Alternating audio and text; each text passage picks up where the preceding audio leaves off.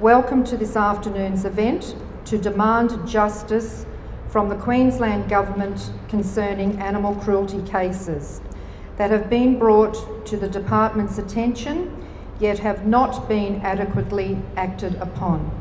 We have assembled here today at the Office of the Minister for Agriculture for our state of Queensland, activists and groups uniting in public protest with a purpose of drawing attention to these failures of government to take animal cruelty to farmed animals and all animals seriously. As a united group, we stand outraged that whilst the Queensland Agriculture Minister has been outspoken against peaceful animal protesters, he has completely ignored the animals that he has a duty as the Minister for Agriculture to protect. He has the ultimate responsibility for all farmed animals in this state, yet, even after multiple complaints, the Minister has chosen to do little for any of these animals allegedly under his protection. So we all agree that Australia doesn't do enough with regard to animal care and rights when it comes to protecting and improving life for all life forms, including farmed animals, wildlife, animals used for entertainment, clothing, etc. Neither our state nor federal governments are doing their bit. We need them to step up and understand the rights, the welfare, the needs of all animals, in particular farmed animals. We are here today because we all personally have made a stand for and believe in justice and animal rights, where non-human animals are entitled to the same consideration of their interests as we are, and that all animals have an inherent worth. Today is just the very first step to holding the government to account. We need to work together and to continue this fight after today. So please support all further actions. Thank you for coming, and I'd now like to pass over to Brad King from Farm Animal Rescue. Thank you. Thank you for being here. Nobody is looking out for Queensland's farm animals except you. Thank you for stepping up and for doing what is right because they desperately need you. On the 8th of April, Mark Furner, the Minister for Agriculture, stood on the South Bank lawn and told Australia's press with a grin that there would be no vegan sausages at his sausage sizzle for the farmers. The undertone of this comment is that those who care about animals enough to not eat them in Queensland are considered an enemy of the Queensland Government. This is a government with an appalling record when it comes to the prosecution of those in industry who neglect, terrorise and hurt farmed animals. Minister Furner thinks that animal care standards in Australia are some of the best in the world. He stated, if these activists had a point of view that we were doing something wrong on these farms and in these abattoirs, we would not have the reputation we have worldwide on our product.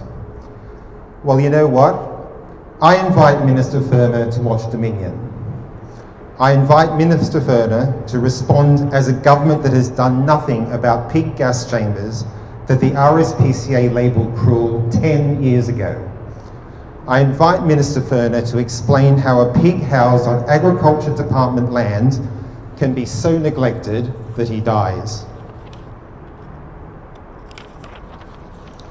I invite Minister Furner to explain how the failure to stun animals at Carey Brothers Slaughterhouse reflects upon the reputation of the Australian food industry. I invite Minister Furner to justify thousands of animals starving to death across Queensland because of farm mismanagement. I want to know what Minister Furner is going to do about ensuring that Queensland farm animals are protected. He knows that he has relied on activists reporting on cruelty for years to make his creaky animal welfare system work. With activists now being banned from rural communities, who now is going to protect Queensland's farm animals? Where exactly is Minister Furner's plan?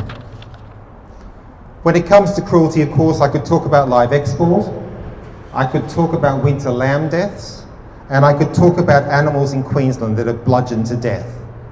But this government does not want to talk about animals. It wants to talk about activists.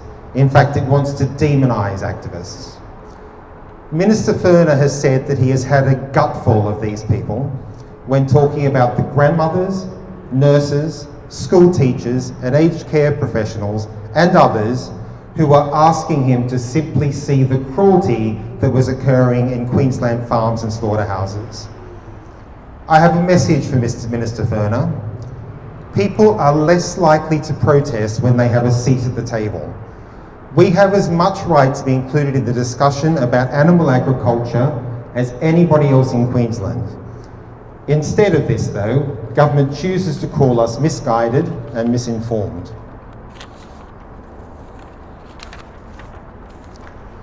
I'm offering a personal invitation to Mark Furner, or to Minister Furner, to visit Farm Animal Rescue, where he can discover some of the healthiest and definitely the happiest animals in southeast Queensland. Then he can try telling us that we don't know what we're talking about. The Minister says that we do not have community support. He's right.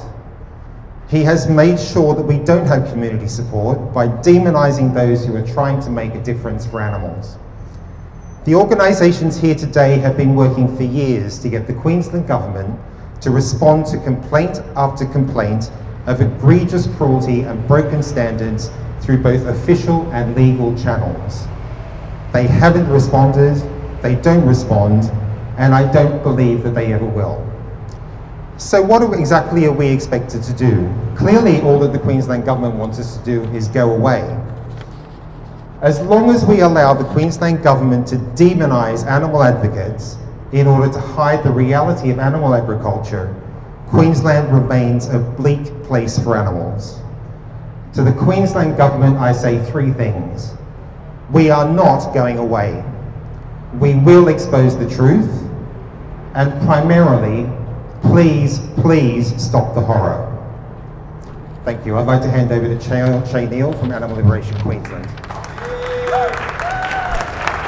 A few months ago, we received footage taken from inside a pig semen collection facility. The footage was horrendous. It showed some 20 boars living in filthy conditions, most trapped in tiny cages similar to sow stalls, so small they can't even turn around, and that's where they lived their entire lives. Many of the boars had cuts and scratches from the concrete floor or the rusty metal bars. None of these cuts had been treated. Footage shows a worker smashing metal bars against one of them and kicking him to try to get him back into the stall. The first lot of footage we released shows the story of a boar we named Bo. He suffered terribly over many days, no doubt many weeks before investigators arrived. He could no longer stand and his condition continued to deteriorate until one day he gave up. His lifeless body was dragged just outside the door. A few handfuls of dirt was his only burial, left to rot with his brothers. Bo's story touched people across the state and across the world. That video had close to 1 million views. People rightly expressed outrage, sadness, anger, frustration, hopelessness. When we received that footage, I immediately phoned the RSPCA. I stressed the urgency and the conflict of interest with the facility being on land that's actually owned by the Department of Agriculture. They arranged inspectors and vets to attend the next day and did a joint raid with the department. We thought at least if any of the boars needing urgent medical attention, veterinary attention, would hopefully receive some, and any that were too far gone would hopefully be put out of their misery.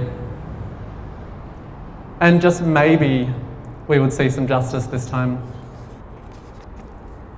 We were flooded with messages every day. People asked, what is happening? What else can I do? Have they been prosecuted? Has this place been shut down yet?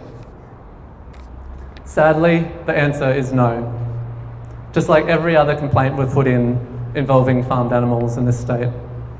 The Department of Agriculture do not regard animal cruelty in the farming sector worthy of prosecuting. Even when the abuse is so clear-cut like this. Prosecutions for animal cruelty do happen though, but they are for dogfighting rings, someone who punches a puppy dog, greyhound trainers who do live baiting, rodeo stock contractors who mistreat their stock, but almost never for animals used in animal agriculture. And that's why we're here today. Enough is enough. It's the Minister for Agriculture who is responsible for driving policy that ensures animal cruelty is pursued and prosecuted. If they can raid farm animal rescue within hours of the rescue of the 3 lambs from Curry Brothers, if the government can create task forces to harass non-violent activists, arrest and charge dozens, raid homes, monitor social media, then surely they can use some of those resources to protect animals too. All they are missing is the political will. And of course they're lacking the political will when the very department responsible for investigating animal cruelty in the farming sector is the same department that's responsible for the growth and development of that industry. The prosecution rate for farmed animal cruelty in this state is incredibly low. While the statistics are not published by the department and can be hard to uncover, we do know that for the most recent year we could find data for, 2015, there were 0 prosecutions by the Department of Agriculture, despite receiving 16 complaints classified as critical, 151 major, and several hundred deemed less serious. And these are only the complaints they've received. Of course, it's a complaints-based system. Audits are extremely uncommon, so they'd only be seeing a tiny fraction of the animal cruelty that goes on out there. So what this shows is that if animal cruelty happens in the animal agriculture sector, it almost never goes to prosecution. The government tells us we have a right to peacefully protest, but if you're aware of animal cruelty, you must report it and it'll be investigated and prosecuted through the proper channels. Well, I'm telling you, that never happens. The majority of Australians are concerned about animal welfare and believe the current regulations are failing animals. We're here today to call on the government to take those concerns seriously. The government has a responsibility to protect the animals. They have a duty to at least enforce the current laws, and they have a duty to improve them. We call on the government to take animal cruelty seriously and prosecute cruelty that occurs in the farming sector. We also call on the government to fix the conflict of interest that exists and separate the enforcement of animal welfare from the department that is charged with growing and supporting the very industry it should be policing. Thank you. Hi everyone. I was at Curry Brothers slaughterhouse in Yangon on the 8th of April. Our purpose was to call attention to the violence and cruelty at that slaughterhouse. We've all seen slaughterhouse footage, but walking onto the kill floor in the dark of night, it's really eerie. We settled quickly and quietly, chained in pairs, locked onto floor fixtures that holds the equipment to restrain and kill the animals. We each held a sign that said, "We are peaceful and non-violent," and we waited. It didn't take long for the police to arrive once we were discovered. It didn't take long for them to bring in the bolt cutters. An activist held up a tablet showing footage that had been released. 6 minutes of terror on the Curry Brothers kill floor. What was happening to these animals was a far cry from the welfare standards we hear so much about. We watched the manager and the workers watching the footage, watching themselves. The mood changed as they bore witness to their actions. It was as if they were unaware of the reality of what they do.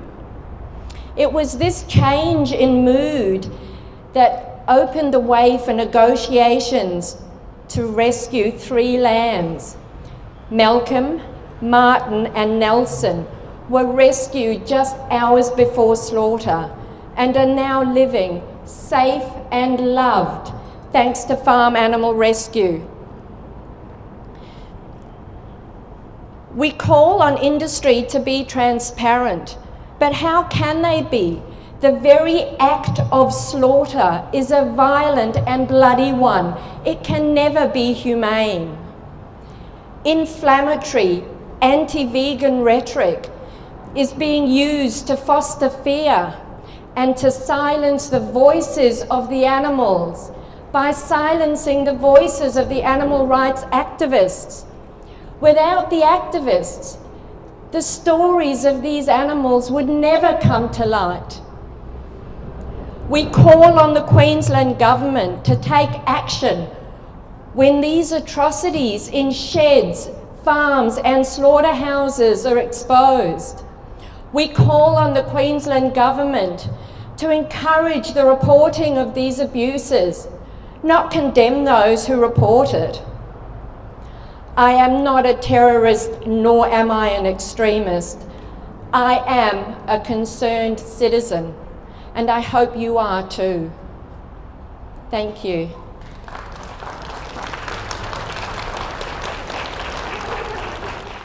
To the Queensland Government, we hold you to account for using inflammatory language against vegans in order to cultivate fear and division with potentially dangerous consequences, for silencing concerned citizens, for standing up for animals, and for your overall lack of transparency. We find you guilty. To the Queensland Government, we hold you to account for failing to acknowledge conflict of interest in further big agriculture business and upholding the Animal Care and Protection Act.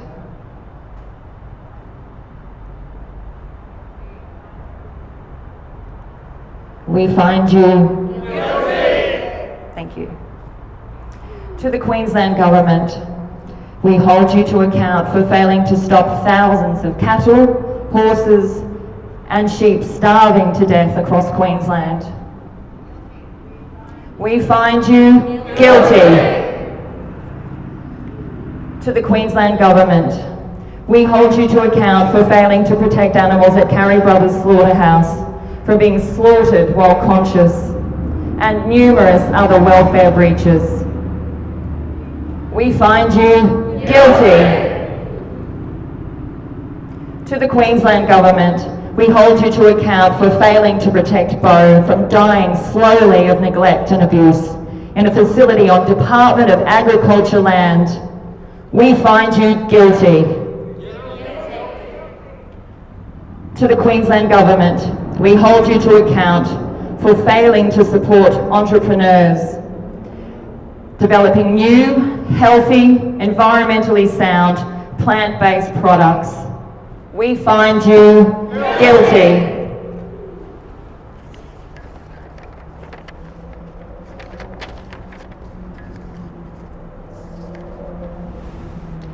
Today we have seen and heard that the Queensland Government has failed to protect animals from cruelty and failed to prosecute cruelty. There's routine failure of this existing system. There's a huge conflict of interest when the government, who is in charge of the Animal Care and Protection Act, is more protective of the growth in animal agriculture than in the protection of animals within it. The Queensland Government is demonising and criminalising animal activists in order to hide the reality of animal agriculture. Farm animals are exempt from most legal protections, and yet this industry fails to meet the very basic standards that do exist to protect them. And then this government pretends that Queensland farms and slaughterhouses are high welfare by failing to prosecute when the industry is caught out. We delivered a request this afternoon for a meeting with Mark Ferner, the Minister for Agriculture, and Anastasia Palaszczuk, the Queensland Premier, to address these issues, along with a copy of Dominion so they can see for themselves the reality of farmed animals. Even though we'll be following that up in the coming weeks and months, we still need to take further action now. So on behalf of Animal Liberation Queensland, Coast to Coast Animal Friends and ourselves at Farm Animal Rescue, we thank you for attending this important rally. This is just the start. Stay strong, stay focused, stay active, The animals need you. Thank you.